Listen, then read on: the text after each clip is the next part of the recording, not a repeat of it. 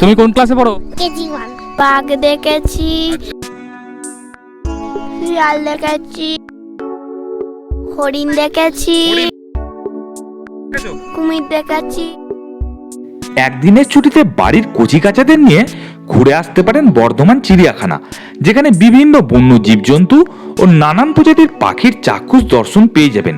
আর সবুজে ঘেরা নিরিবিলি শান্ত পরিবেশ বেশ ভালোই লাগবে। এছাড়াও আপনারা এর পাশেই অবস্থিত মেঘনাদ সাহা প্ল্যানেটোরিয়াম বা তারামণ্ডল ও বর্ধমান সায়েন্স সেন্টারও ঘুরে নিতে পারেন একই দিনে। কিভাবে আসবেন, এখানের এন্ট্রি ফিস বা কত, আর সপ্তাহের কোন কোন দিনই বা খোলা থাকে, আর টিকিট মূল্যের উপর কোন কোন ক্ষেত্রে কনসেশন পাওয়া যায়, সবকিছুই আলোচনা করব এই ভিডিওতে। দেখতে থাকুন ভিডিওর শেষ অবধি। নমস্কার বন্ধুরা, আবার একটা নতুন ভিডিওতে আপনাদের সকলকে স্বাগত জানাই। বর্তমানে আমি এখন যে জায়গায় দাঁড়িয়ে রয়েছি, এই জায়গাটার নাম হলো গোলাপবাগ। আর দেখুন পেছনেই আমার কিন্তু বর্ধমান ইউনিভার্সিটির এন্ট্রান্স গেটকে দেখা যাচ্ছে। এই জায়গাটা অত্যন্ত পরিচিত একটা ল্যান্ডমার্ক বলা যায়। এইখানে আপনারা কী করে আসবেন, বর্ধমান স্টেশন থেকে ফার্স্ট আপনারা গোলাপবাগ স্টপেজ পর্যন্ত যদি আসতে চান 15 থেকে 20 টাকা মতো ভাড়া নেবে, ওই 7 থেকে 10 মিনিট মতো লাগবে। এবার একটু জেনে নিই বর্ধমান স্টেশন থেকে কীরকম এদের ভাড়া। বলছি, বর্ধমান স্টেশন থেকে এই গোলাপবাগ পর্যন্ত কেমন ভাড়া নিচ্ছেন? 10 টাকা করে। এখানকার যে টোটো ভাড়া সেটাও কিন্তু জানা গেল। তারপর এখানে চলে আসার পর প্রথমেই রয়েছে মেঘনাদ সাহা প্ল্যানেটোরিয়াম। বন্ধুরা, এখন আমি চলে এসেছি বর্ধমান মেঘনাদ সাহা প্ল্যানেটোরিয়ামে। দেখুন এই যে সামনেই এর সাইনবোর্ডটা লাগানো রয়েছে, এই যে মেঘনাদ সাহা প্ল্যানেটোরিয়াম, এইখানে আমি চলে এসেছি। দেখুন এর বিল্ডিংটা হচ্ছে এরকমই। এখানেও একটা ছোট্ট করে কিন্তু পার্ক রয়েছে। দেখুন এদিকে বাচ্চারা কিন্তু খেলা করছে। এই হচ্ছে তার পরিবেশ। এটাও কিন্তু একটা দর্শনীয় স্থান, অর্থাৎ ছুটির দিনে বাচ্চা কাচ্চাদের নিয়ে আপনারা কিন্তু এখানে চলে আসতেই পারেন। এখানে আগে একটা জলাধার ছিল, মানে ফোয়ারা সিস্টেমের ব্যাপার ছিল, কিন্তু এটা এখন বন্ধ রয়েছে। আর ওই দেখুন সামনেই রয়েছে মেঘনাদ সাহা প্ল্যানেটোরিয়াম। ওখানে যাব এবং কি টিকিট মূল্য এবং সেখানে কি শো চলছে ইত্যাদিগুলো জানার চেষ্টা করব। চলুন বন্ধুরা, একটা দুঃখের খবর জানাই, আমি এখন এসেছিলাম বর্ধমান যে মেঘনাদ সাহা প্ল্যানেটোরিয়াম রয়েছে। দেখুন পেছনেই কিন্তু যে মেঘনাদ সাহা তার কিন্তু একদম আবক্ষ মূর্তি রয়েছে। আমি এখানে জানতে পারছি এখানে যে শো চলে, বিশেষত তারামণ্ডল নিয়ে যে শো, সেই শো কিন্তু বাচ্চাদের খুবই আনন্দ দেয় এবং বড়রাও যথেষ্ট পরিমাণে কিন্তু এখানে উপভোগ করে সেই শো, সেটা কিন্তু বন্ধ আছে। দেখুন এখানে এখন দেখুন 12:30 থেকে শো হতো, তারপর 2, 4, 5, 6 এরকম যে শোগুলো ছিল, এবং তার টিকিট মূল্য কিন্তু 40 টাকা করে, আর হাফ টিকিট কিন্তু ছিল 20 টাকা, মানে 3 থেকে 10 বছর অবধি। আচ্ছা দাদা, আপনাকে একটা কথা জিজ্ঞাসা করি, কবে খুলবে? সেটা আমরা সেটা আমরা বলতেই পারবো না, আমরা সাধারণ লোক তো, আমরা বলতেই পারবো না। আপনি কি এখানে ঘুরতে এসেছিলেন? আমি ঘুরতে এসেছি। তা বাচ্চাটা নিশ্চয়ই সাথে এসেছেন? হ্যাঁ, বাচ্চাদের এমনি জায়গাটা ভালো লাগছে, কিন্তু বন্ধুদের মনটা খারাপ যে একটা বাচ্চাদের নিয়ে এলাম দেখাতে, তারা যেগুলো দেখতে পেলো না। অর্থাৎ আমি যেটা বলছিলাম, বহু কিন্তু এখানে অভিভাবক এসেছেন তাদের ছোট ছোট ছেলে মেয়েদের নিয়ে এখানে জাস্ট একটু উপভোগ করার জন্য। এই শীতে বিশেষত যে ছুটিটা চলে যাচ্ছে, কিন্তু তারা কিন্তু মানে ফিরে চলে যাচ্ছে। এটা কিন্তু খুব দুঃখ লাগছে আমারও, যে আমিও এসেছিলাম এই তথ্যকে তুলে ধরবো এই ভিডিওর মাধ্যমে। আমার খুব খারাপ লাগছে, কিন্তু এখানে যে গার্ডেনটা রয়েছে তার মধ্যে যে সমস্ত বিনোদনের যে সমস্ত জিনিস, অর্থাৎ দোলনা থেকে শুরু করে চেয়ার থেকে শুরু করে আরও যে ছোটদের জিনিসগুলো, সেগুলো কিন্তু চলছে। এই যে সামনেই কচিকাচারা কিন্তু রয়েছে, এই পরিবেশটাকে আমি তুলে ধরলাম। এখানে একটা কিন্তু মেশিন ছিল, এই মেশিনটা আগেকার। এটা যখন 94 সালে আমাদের প্ল্যানেটেরিয়াম উদ্বোধন হয়, তখন এই মেশিনটা ছিল।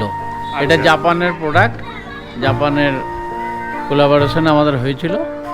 তারপরে এটা আর পার্টস পাওয়া যাচ্ছিল না, ওরা বন্ধ করে দিল। তখন আমরা জার্মান থেকে নতুন মেশিন এনে 16 সালে আমাদের আবার সেটা আপনি একটু আমাদের পিআরওর সঙ্গে কথা বলতে পারেন। আমাদের পিআরও রয়েছেন। আচ্ছা বন্ধুরা, আমি একবার ভেতরে এলাম, যদি উচ্চতর কর্তৃপক্ষ বা পিআরও রুম যেখানে রয়েছে, আমি ওনার সাথে যদি কথা বলে কিছু জানতে পারি। আমি ভেতরে গিয়েছিলাম পিআরওর সাথে কথা বলতে, আর সেখানে কথা বলে এইটুকু জানতে পারলাম যে এই যে তারামণ্ডল যেগুলো প্রজেক্টরের মাধ্যমে চালানো হতো, সেই প্রজেক্টর মোটামুটি 4টে প্রজেক্টর আছে। ওই প্রজেক্টরগুলো কিন্তু বর্তমানে খারাপ হয়ে পড়ে আছে। এখন যেটা সমস্যা হয়ে দাঁড়িয়েছে, এখন ওই প্রজেক্টরগুলো যেহেতু খারাপ হয়ে পড়ে আছে, তাই জন্যই কিন্তু এই তারামণ্ডল বন্ধ হয়ে পড়ে আছে, যেটা কিন্তু আমাদের বর্ধমানবাসীদের প্রত্যেকের আবেগের সঙ্গে জড়িয়ে রয়েছে এই তারামণ্ডল। পেছনেই রয়েছে মেঘনাদ সাহা প্ল্যানেটোরিয়াম, এখান থেকে আমি এখন চলে যাচ্ছি। আর বর্তমানে এখন আমি হাঁটতে হাঁটতে রমনা বাগান যে জুওলজিক্যাল যেটা পার্ক পেছনেই আমার রয়েছে রমনা বাগান, যেটা জুলজিক্যাল পার্ক অর্থাৎ বর্ধমান যেটা চিড়িয়াখানা যেটা বলছে, সেইখানেই কিন্তু চলে এসেছি। দেখুন ওই দিক থেকে গোলাপবাগ থেকে সোজা রাস্তাটা চলে এসছে, এই সোজা চলে গেছে। আর এইখানেই কিন্তু বর্ধমান ইউনিভার্সিটি রয়েছে। আর এখন আমি কিন্তু চলে যাব ভেতরের দিকে, government of West Bengal divisional forest officer Bardhaman division, এর মধ্যে দিয়ে আমরা এখন ভেতরে চলে যাচ্ছি। গাছগাছালি রয়েছে, বড় বড় গাছ রয়েছে, একটা ছায়া ঘেরা পরিবেশ বলা যায়। যারা দূর দূরান্ত থেকে পর্যটক এসেছেন এই শীতের মরশুমে ঘুরতে, দেখুন গাড়িগুলো রয়েছে। জাস্ট আমি তো সব বলে দিলাম, আপনারা বর্ধমান স্টেশন থেকে কি করে আসবেন, কত টাকা ভাড়া নেবে এবং এখানে আপনারা কি কি দেখবেন। প্রথমেই রয়েছে মেঘনাথ সাহা প্ল্যানেটোরিয়াম, ওটা তো এখন বন্ধ, নইলে অন্যান্য সময় তারামণ্ডলে কিন্তু আপনারা ঘুরে নেবেন। তারপরেই চলে আসবেন এইখানে ঘোরার জায়গা রমনা বাগান অর্থাৎ বর্ধমান জুলজিক্যাল পার্ক। আর এখানে আসার পর এইখানে রয়েছে কিন্তু যারা 2 চাকা মানে বাইক নিয়ে আসবেন, এখানে কিন্তু রয়েছে স্ট্যান্ড। আর ভাড়াগুলো বলে দিই, সাইকেলের ক্ষেত্রে লাগবে 15 টাকা, 4 চাকা যদি নিয়ে কেউ আসে তাহলে 40 টাকা, আর হচ্ছে বড় বাস নিয়ে যদি কেউ আসে তার জন্য 100 টাকা লাগবে। আর দেখুন এই হচ্ছে বর্ধমান জুলজিক্যাল যে পার্ক রয়েছে, বৃহস্পতিবার কিন্তু বন্ধ থাকে। এইদিকে রয়েছে টিকিট কাউন্টার, স্বাগতম। চলুন এখন আমরা ভেতরের দিকে যাচ্ছি, আর ভেতরের দিকে গিয়ে দেখবো যে টিকিট কত করে নিচ্ছে। তাহলে বৃহস্পতিবার কিন্তু বন্ধ থাকে, ভুলেও কিন্তু বৃহস্পতিবার এই জায়গার কিন্তু ট্যুর প্ল্যান করবেন না, নইলে কিন্তু বাচ্চাদের নিয়ে কিন্তু ফিরে যেতে হবে, খুব বাজে লাগবে তখন। এখন টিকিট কাটবো বলে কিন্তু দাঁড়িয়ে আছি, পেছনে রয়েছে টিকিট কাউন্টার। এখানে কিন্তু ভিডিওগ্রাফি কিন্তু করা যাবে না। টিকিট কত করে নিচ্ছে আমি একটু দেখি, লাইন কিন্তু বেশ ভালোই রয়েছে। টাইমটা আমি একবার দেখিয়ে দিই। দেখুন 1 মার্চ থেকে 30 সেপ্টেম্বর অবধি সকাল 9টা থেকে বিকেল 5টা অবধি। পলিথিন জাতীয় দ্রব্য নিয়ে প্রবেশ একদম আইনত দণ্ডনীয়, অপরাধ ইত্যাদি সমস্ত কিছু লেখা আছে। আর পার্কের সময় মাত্র 2 ঘন্টা। বয়স 5 থেকে 8 বছরের জন্য 10 টাকা লাগবে, আর 8 বছরের ঊর্ধ্বে যারা থাকবেন তারা 25 টাকা করে লাগবে। আর মাস্ক না থাকলে টিকিট দেওয়া হবে না, এটা কিন্তু লেখা আছে। যারা বাইরে থেকে এসেছেন তারা কিন্তু এখানে একটা জলের মধ্যে কিন্তু পা দিচ্ছে, এই জিনিসটা হচ্ছে পটাশিয়াম পারম্যাঙ্গানেট আছে। তার উদ্দেশ্য কিনা পটাশিয়াম পারম্যাঙ্গানেট সাধারণত যে সমস্ত জীবাণু থাকে বাইরে থেকে, যে জীবাণুগুলো আসছে, যাতে বন্য প্রাণী যেগুলো ভেতরে আছে তাদের যেন ক্ষতি না হয় বা তার সংস্পর্শে যেন কোনো ক্ষতি না হয়, তার জন্যই কিন্তু এই জলে পা ডোবানো। এই জিনিসটা কিন্তু আমার খুব ভালো লেগেছে। আর এবার আমি ভেতরের দিকে যাচ্ছি। এই হচ্ছে ভেতর জুলজিক্যাল যে পার্ক, তার মধ্যে আমি চলে এলাম।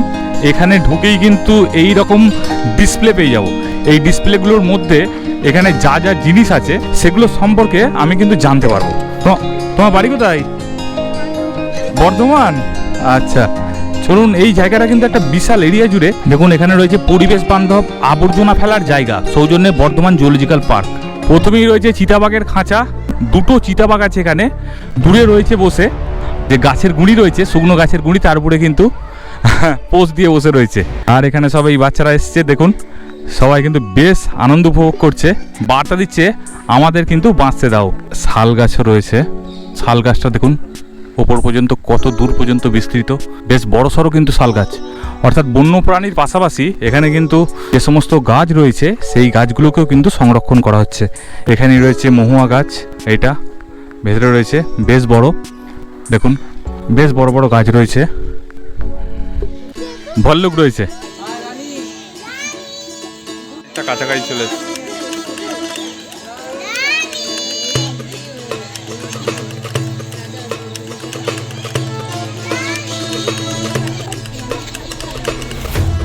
আর এই ভাল্লুকটা কীরকম বা এর ক্যাটাগরি কি, এখানে কিন্তু তার সমস্ত কিছু লেখা রয়েছে তার সম্পর্কে।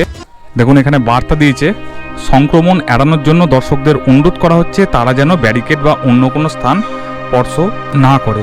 Bardhaman zoological park. এই যে ভেতরটা আমি ঘুরছি, প্রথমে দেখলাম লেপার্ড রয়েছে, তার ওদিকে আমি ভাল্লুক দেখলাম। আর এইদিকে কিন্তু একটা বড় কিন্তু জলাশয়ের যে ড্রেনেজ সিস্টেম রয়েছে, এখানে কিন্তু জল রয়েছে, তার ব্রিজের উপরেই আমি দাঁড়িয়ে রয়েছি। বেশ এই জায়গাটা বেশ ভালো লাগছে। আপনি সিসিটিভির ক্যামেরার নজরাধীন আছেন। ধূমপান মুক্ত এলাকা অমান্য করলে 200 টাকা জরিমানা। এই দেখুন এখানে কিন্তু কুমিরটা রোদ পোয়াচ্ছে, ধরা যাক ওটা রোদই পোয়াচ্ছে। আর জলাশয় যেটা রয়েছে সেই জলাশয়ের মাঝখানে কিন্তু একটা দ্বীপ টাইপের গড়ে উঠেছে, ওইখানে জল অল্পই, ওখানেও একটা কিন্তু কুমির রয়েছে, জানি না কতটা আসছে এই ক্যামেরাতে। আর ওই পাশেও একটা রয়েছে। মোটামুটি আমি 4টে কুমির আমার নজরে এসেছে, 4টে নয় 5-6টা প্রায় কুমির কিন্তু আমার নজরে এসছে। না মেনলি এখানে চিতল হরিণ আছে, এই যে লেখায় রয়েছে চিতল হরিণ, যার বৈজ্ঞানিক নাম হলো অ্যাক্সিস অ্যাক্সিস। স্বাভাবিক আবাস কোথায়? ঘন পর্ণমোচী আধা চিরহরিৎ বনাঞ্চল এবং উন্মুক্ত তৃণভূমি। তৃণভোজী প্রাণী, ঘাস এবং গাছ থেকে পড়া ফুল ও ফল এদের প্রধান খাদ্য। আচ্ছা, 210 থেকে 238 দিন এদের গর্ভকাল। ভেতরে কিন্তু প্রচুর এখানে কিন্তু রয়েছে মানে চিতল হরিণ। এই যে দেখুন এখানে সিলভার ফিজেন্ট রয়েছে, এই যে রয়েছে সিলভার ফিজেন্ট। এদের নেচারটা এরকম, এই যে ভেতরেই রয়েছে, এগুলো হচ্ছে সিলভার ফিজেন্ট। দেখুন এখানে আমরা চলে এসেছি এবার ভারতীয় যে ময়ূর যাকে বলি তার খাঁচার একদম পুরোপুরি সামনে। এদের স্বাভাবিক আবাস যেটা, এটা ভারতেই মোটামুটি পাওয়া যায়, ভারতের উন্মুক্ত তৃণভূমি, কৃষিক্ষেত্র, বনাঞ্চল। আর এদের আচরণ মোটামুটি স্থলচর, অল্প উড়তে পারে। আর ময়ূর উজ্জ্বল বর্ণের, আর ময়ূরী হচ্ছে মেটে রঙের। ময়ূরীটা ওই দিকে রয়েছে তলার দিকে, ওখানে আছে ময়ূরী। বন্ধুরা এখানে আমরা চলে এসেছি এমু পাখির একদম খাঁচার সামনে। এদের স্বাভাবিক আবাস হচ্ছে অস্ট্রেলিয়াতে, গাছপালা, ঘাস, পোকামাকড় ইত্যাদি খায়। আর এটা হচ্ছে দ্বিতীয় বৃহত্তম পাখি, উড়তে পারে না, ঘন্টায় প্রায় 50 কিমি বেগে দৌড়াতে পারে। এই হচ্ছে এমু পাখি। দেখুন একদম শিয়ালের খাঁচার সামনে চলে এসেছি। এদের আবাসটা কোথায় লেখা আছে না, দক্ষিণ এশিয়া, ইউরোপ, মধ্যপ্রাচ্য, আফ্রিকায় এদের দেখা যায়। ওই জলজ প্রাণী কাঁকড়া এদের প্রিয় খাবার। আচরণ কীরকম, এরা কিন্তু ধূর্ত প্রাণী, আমরা জানি সেটা সবাই। আর প্রজনন হচ্ছে শীতকাল এদের প্রজননকাল। বন্ধুরা এখানে রয়েছে সজারুর কাঁটা, এই যে দেখুন এখানে রয়েছে সজারু, এই যে এই হচ্ছে কাঁটা। এখানে রয়েছে লেঙুর বাঁদর, এই যে বৈজ্ঞানিক নাম হচ্ছে সেমনোপিথেকাস। আচ্ছা দেখুন এখানে লাল বাঁদর যেটাকে আমরা বলি, সেখানেই আমরা চলে এসেছি। এরা স্বাভাবিক আবাস হচ্ছে মরুভূমির চরম উষ্ণ এবং শুষ্ক অঞ্চল থেকে চরম শীতল অঞ্চল, সব জায়গাতেই মোটামুটি এরা কিন্তু বাঁচতে পারে। বন্ধুরা যে কচ্ছপের কথা বলছিলাম, এই যে এখানে দেখুন ঢুকে গেছে একটা খাপের মধ্যে। ও বাইরের দিকের অংশটা মানে কচ্ছপের যে পেছনের দিকের অংশ সেটাই শুধুমাত্র দেখা যাচ্ছে, মুখটার দিকটা পুরোপুরি ভেতরে ঢুকিয়ে নিয়েছে। এখানে কিন্তু একটা নয়, এখানে কিন্তু 2-3টে আছে কচ্ছপ। ওই যে দূরে দেখা যাচ্ছে যে কুমিরটা, এতক্ষণও কুমির দেখেছি একটু আগেই আমরা, কিন্তু তার মধ্যে এটা হচ্ছে সবচেয়ে বড়। এই কিন্তু কুমিরটা রয়েছে এখানে শুয়ে রয়েছে, বাইরে থেকে খুব ভালো করেই দেখা যাচ্ছে, কোনো নরণচরণ নেই টোটালি। এই কুমিরটা হচ্ছে সব থেকে বড়, দেখেছেন এই যে রয়েছে। এখন এই মোটামুটি জলের পরিমাণ, একটু পরেই হয়তো জলে নেমে যাবে, বেশ বড়। এটা হচ্ছে সব থেকে বড় কুমির এই চিড়িয়াখানার। দেখুন বন্ধুরা এখানে একটা দ্বিবীজপত্রী গাছের গুড়ির জীবাশ্ম রয়েছে। প্রাপ্তিস্থান হচ্ছে আদুরিয়া জঙ্গলমহল, যেটা বর্ধমানে। 1,60,00,000 বছর আনুমানিক এর বয়স। এবার দেখাই সেই যে জীবাশ্ম, মানে আমি এত দিনের পুরনো জীবাশ্মই প্রথম দেখলাম, বাবারে বাবা। এটা হচ্ছে 1,60,00,000, ভাবা যায়। অনেকেই আবার স্পর্শ করে করে দেখছে যে জিনিসটা কি। 1,60,00,000 বছর। ও বাবরে, 1,60,00,000, মানে আমি ওই যে সংখ্যাটা, এত বড় ফিগার, সেটা কল্পনাই করতে পারছি না। 1,60,00,000, 1 বছর হয়, 2 বছর হয়, 3 বছর হয়, আমাদের জীবনকাল কত হবে, ওই 60 বছর মেরে কেটে, কিন্তু এটা 1,60,00,000। বাপরে বাপ, ভাবা যায়। এই সেই হচ্ছে জীবাশ্ম। একবার স্পর্শ করে নি দ্বিবীজপত্রী গাছের। এই হচ্ছে পুরোপুরি ঘিরে রাখা হয়েছে। দেখুন এরা কি ভয় পাচ্ছে নাকি বসতে? ভয় পাচ্ছে, কে সত্যি সত্যি ভাবছে, সত্যি দেখে মনে হচ্ছে কিন্তু একদম জীবন্ত। দেখুন ওরে বাবা, বাচ্চাকে নিয়ে বসে আছে আঁকড়ে ধরে। সত্যি কোনো ডিস্টার্ব করা উচিত নয়। Hey, where are you going, come and take a selfie with us. এখানে সেলফি নেওয়ার কথাই বলছে, এখানে সেলফি নিয়ে নাও। এ বলেই দিচ্ছে যে আমার পাশে বসে একটা কিন্তু সেলফি নাও। এই পার্কটা 1960 সালে কিন্তু তৈরি হয়েছিল। 1960 সাল থেকে পথ চলতে চলতে 1978 সাল, তখন মেনলি এখানে হরিণ পার্কই ছিল, মানে ডিয়ার পার্কই। তারপরে আস্তে আস্তে এটা ধীরে ধীরে এই যে পার্ক বর্তমানে জুওলজিক্যাল পার্কে পরিণত হয়েছে। আর এখন আমাদের ফেরার পালা। তবে ফেরার সময় কিছু রিভিউ নিয়ে নিই, কেমন লাগলো না লাগলো। আচ্ছা, কেমন লাগলো বলুন? তো আমি তো এখানে থাকি, তবে এলাম মোটামুটি আরও 10-15 বছর পরে, 10-12 বছর হয়ে গেছে। হ্যাঁ, অনেক কিছুই চেঞ্জ হয়েছে এবং ম্যানেজমেন্টও যথেষ্ট ভালো করেছে, পরিষ্কার পরিচ্ছন্ন, ভালো লাগলো দেখতে। বেশ ভালো লাগলো। নিয়ে আসি প্রত্যেক বছরই, এখানে বাচ্চাকে নিয়ে আসি। এটা খুব ভালো সুন্দর জায়গা। খুবই সুন্দর, খুবই মানে জায়গাটা অনেক খুবই বাড়ি ভালো। আছে আপনাদের? হ্যাঁ, আমার এখানেই বাড়ি, নতুনগঞ্জ দিঘির কুলে। বলছি আপনারা কোথা থেকে এসেছেন? মুর্শিদাবাদ থেকে। মুর্শিদাবাদ থেকে, মানে ঘোরার জন্যই, তাই তো? কেমন লাগলো? খুব খুব ভালো লাগলো। আর আপনার নাম? হ্যাঁ, আমার নাম বিনয় কুমার মণ্ডল। আমি ধানবাদ থেকে এসেছি। আমার এখানে মামা বাড়ি। ভালো। পার্কটা ঘুরে অনেক ভালো লাগলো। মানে ঘুরে ফিরে সেই কিন্তু একটাই প্রসঙ্গ উঠে আসছে যে যেহেতু শীতকাল আর ছুটি মোটামুটি একটু সবাই বের করে নিয়ে কাছাকাছি যে যেরকম পারছে ঘুরে নেওয়ার চেষ্টা করছে। আর কি আশা করছেন অন্যান্য জুয়ের সঙ্গে এখানকার জুয়ের যে তফাৎটা? ঠিকঠাক আমাকে লাগলো অনেক কিছু। আচ্ছা, আর কিছু কি প্রাণী আপনারা আশা করছেন? হ্যাঁ, আরও কিছু প্রাণী থাকলে ভালো হতো। এরকম আমি তো বাঘ দেখতে পেলাম না। যে আপনি বলছেন যে একদম রয়্যাল বেঙ্গল টাইগার বা এই রকম টাইপের যেগুলো সাদা বাঘ বা অন্যান্য ইয়েতে দেখা যায়, সত্যি আমারও কিন্তু এটা প্রত্যাশা বা চাইবো এই ভিডিওর মাধ্যমে কর্তৃপক্ষকে প্রেয়ার করছি যে পরবর্তীকালে যেন এই যে চিড়িয়াখানা আপনাদের রয়েছে আরও সমৃদ্ধি কামনা করি। আমরা চাইছি ভবিষ্যতে আরও বেশি বড় হোক, এই কামনা করি।